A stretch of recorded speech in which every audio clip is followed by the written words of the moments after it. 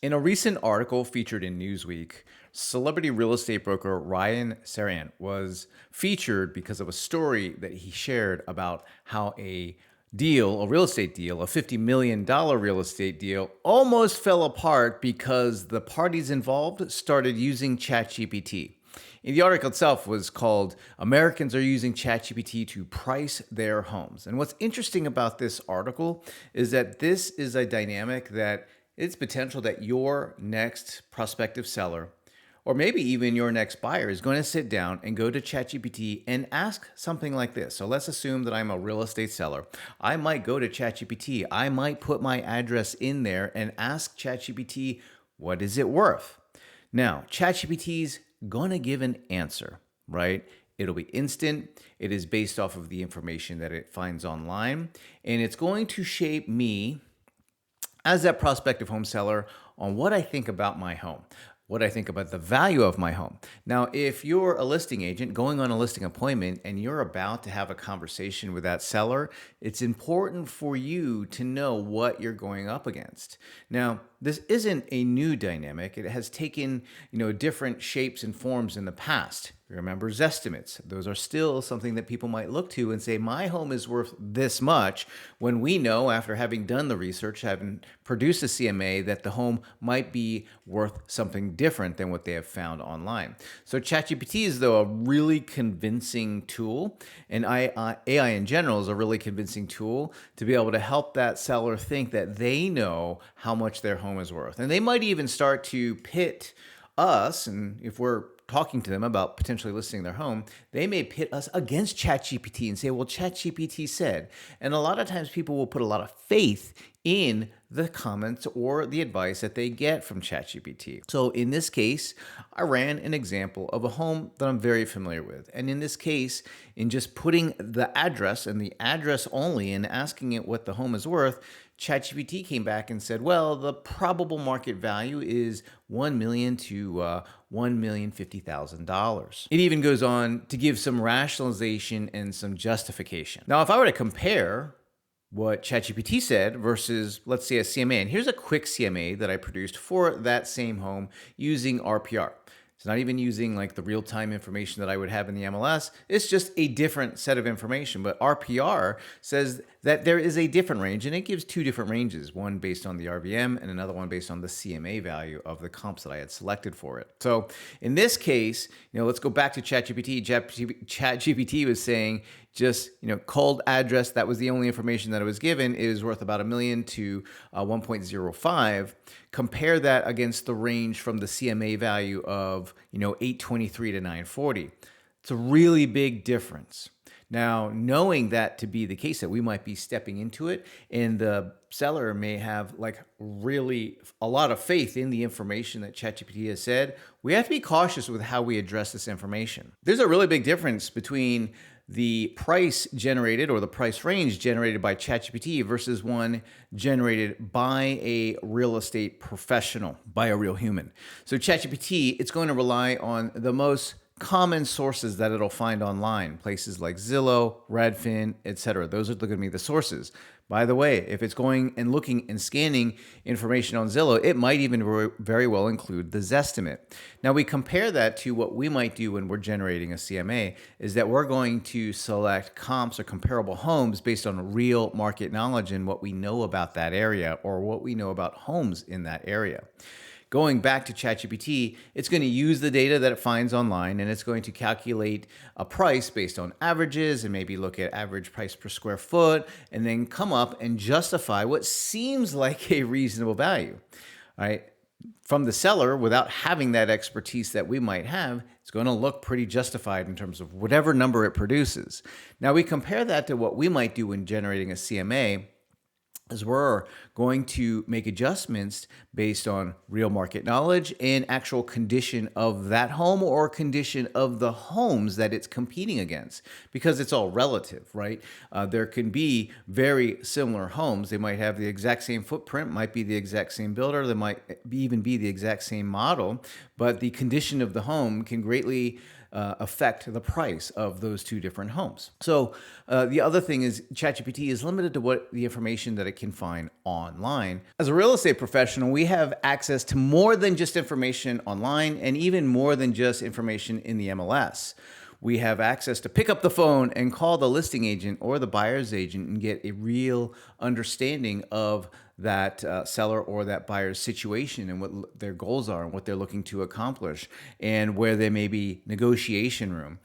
We have real experience. We know what it's like to walk in these neighborhoods. We know what it's like because we have real wisdom. We have real judgment that we get to bring to the table when we are looking and making an assessment on a home's value. Now, going back to the example that I pulled from that home that I was very familiar with, ChatGPT actually did a really good job of justifying what it thought it was worth. It even produced this really compelling table that had comparable homes, the square feet, the price that it sold for, and the price per square foot.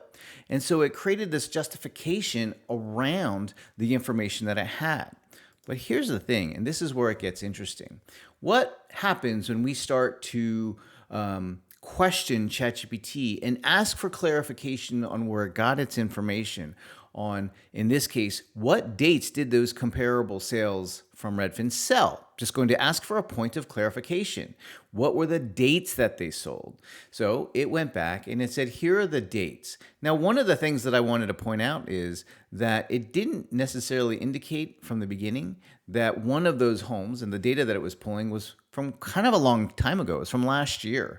And so the highest priced home that's in this data set that it pulled as comps was from a long time ago compared to the other ones. And some of these, even from the current year, are a little bit on the iffy side because of the timing of the market, that kind of thing.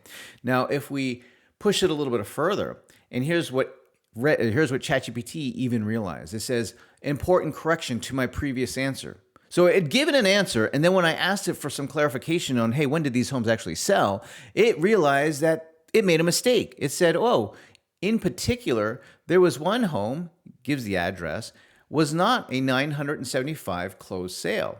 It was 975 was its May 1st listing price. So there's a really big difference. Most of those homes, then, it was sharing the list price, not the sold price. In fact, it goes on, because this home was in Texas, it says Texas restrictions mean public sites can sometimes obscure or inconsistently expose actual closed prices. We are a non-disclosure state. And so all of a sudden, the information that we might have thought was reliable, it got questioned, and now we reveal some of the truth. Well, Texas is a non-disclosure state. That means the information that it was suggesting was sold price information was actually what the list price information. And there's a big difference when it comes to list price versus sold price when you are pricing that home.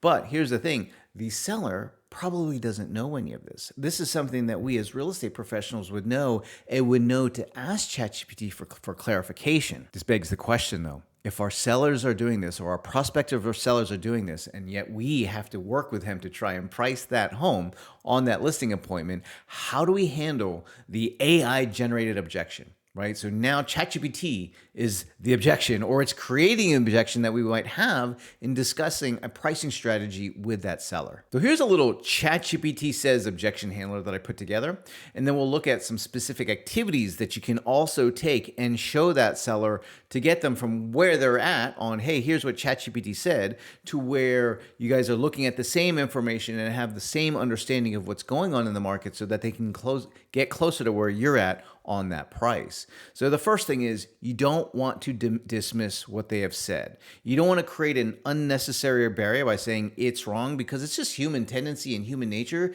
to dig in. You don't want to create conflict when it's not necessary. The first thing that we can do is start to ask, what does AI know? And ask AI, not the seller or the prospective seller. We want to ask AI, kind of the way I did in that example of asking, what were the dates for those comparable sales on when they closed?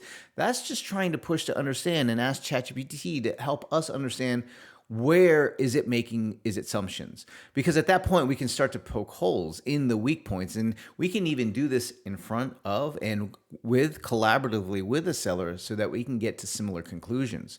Because we can show that seller, this third point, on showing our analysis. We can educate the seller on how we might use AI tools like ChatGPT and how we're going to use different data points and even provide data and information so that ChatGPT has more than just what it finds on the internet. I'm going to show you an example of how we can do that in just a second. And the last thing we can always do is point out what's missing. Something that any of these AI tools, they just don't have access to is they can't step out of the computer and they can't walk around that home and view the home and see the condition of that home and then compare that against the condition of the similar homes that it is competing against on the market. And so that's a really good reminder of, even just being able to point out, have you ever looked online, especially if they're ever looking to buy a home, have you ever looked online and seen a home that on the photos and, on the sheet, it looked great, but then when you went to go see the home in person, it just didn't line up with how you felt about it when you looked online. And just remember that ChatGPT is always limited to what it can see online. All right, so let's take a look and see what this looks like live. I have a listing that I pulled up. I asked ChatGPT the same thing. Here's the address and what is this home worth? And in this case, it says, hey, based on this is a current listing, I'd put it at roughly 660 to 685 with about 670 as my preliminary market estimate. It goes on to justify why it did what it said. Now, this is without any data. What happens when we just give it a little bit more information? So I went ahead and ran another prompt. Let's look at what it did in ChatGPT. So I took that same address, but I gave it some information from the MLS. I gave it the printout for that specific listing, and then I generated a full CMA on that home. Now, what ChatGPT has is access to like real market data, real-time market data, because I just pulled it and then asked it, what's the home worth? So haven't even gotten into more advanced prompt engineering technique. All we're doing in this case, and you can really build on this, is just giving it better quality data, right? So now what I can do, and by the way, we can do this in front of our seller. We can actually, if you have your iPad or if you have your computer, you can say, I ran a similar prompt, but one of the things that I did is I pulled information out of the MLS so I had real market data up to date to work with. And so that it wasn't guessing at the information that it was finding online, which there might be some inconsistencies, but actually based on real market data. So I fed this in here, and here's what it says now. Now, what it did is it took, and actually, let's see, if we were to compare the price, it's now saying it lands at around 640 compared to, where was it, 670, which is lower than what it initially thought. But here's why. And it starts to justify why it says what it did. Talks about the list price, talks about comparables, talks about the when it was built compared to the other homes. And so it goes into a pretty in-depth review of the information and the data. And it's actually really helpful if you were to read through this, even just for your own sake of being able to take information and start to develop narratives around a pricing strategy. ChatGPT can definitely help you doing that. Do that when it has access to real market information, not just guessing at what it finds online.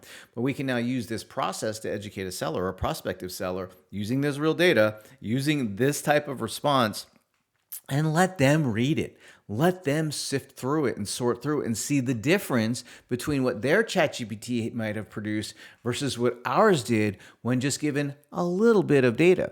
Now, you could even further build on this because you could start to factor in real market condition. You might point and highlight specific homes that are in that CMA and talk about the different points of condition, meaning, this one has, an updated kitchen with all new appliances and new flooring versus this one hasn't been updated since it was built. So you're able to start even giving even more qualitative information for it to feed into its synthesis and analysis to get to a better result. Now, none of it, when you're doing this type of analysis, is factoring in that real market knowledge and real condition and comparison and wisdom that we bring to the table. You would never go off of just what ChatGPT says, but we can use this process of education and showing them how AI fits into the bigger picture of a pricing strategy.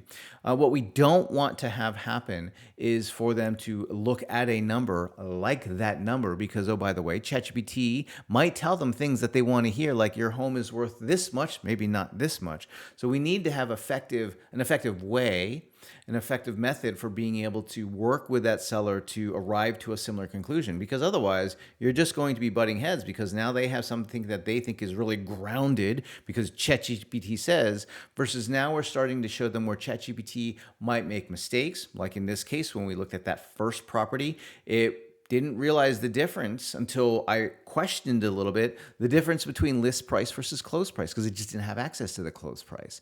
And then further looking at how do we use this tool effectively by being able to give it some market data or even qualitative data that we might share from having looked at these homes in person, offline, in the real world. Please like this video and subscribe to our channel. We like to share strategies and information and tips and tricks to make real estate technology, like AI, useful, practical, and profitable. I'll see you in the next video.